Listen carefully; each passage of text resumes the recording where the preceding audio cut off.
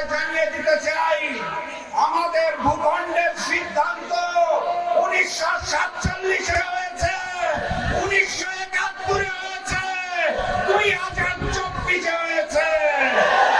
আমাদের স্বাধীনতা এবং সার্বভৌমত্ব নিয়ে ছিনিমিনি খেলার চেষ্টা করবেন না। এই খুলনা অঞ্চলে দীর্ঘদিন ধরে হিন্দু এবং মুসলমান কাঁধে কাঁধ মিলিয়ে বসবাস করছে। কোন সমস্যা আছে? নতুন করে ভারত থেকে দাবি তোলা হচ্ছে রয়ের প্রেসক্রিপশনে হিন্দুদের জন্য নাকি বাংলাদেশে আলাদা ভূখণ্ড প্রয়োজন। বাংলাদেশে হিন্দু মুসলমান কোন ভেদাভেদ আছে? ভেদাভেদ আছে ওই ভারতে। ওখানে কুরবানি করতে দেওয়া হয় না, ঈদের নামাজ পড়তে দেওয়া হয় না। আমরা তো ভারতের 20 কোটি মুসলমানের জন্য আলাদা ভূখণ্ড চাই নাই।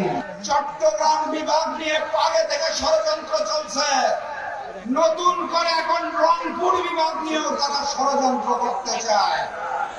কথাবার্তা পরিষ্কার, আমার চট্টগ্রাম, আমার রংপুরের দিকে চোখ দিলে ওই হিন্দুস্তানের 7 সিস্টার চূর্ণ বিচূর্ণ হয়ে যাবে। যিনি ভারতের মুখ্যমন্ত্রীর ভাষায় কথা বলেন, বাংলাদেশের ম্যানেজ ভোটের প্রধানমন্ত্রী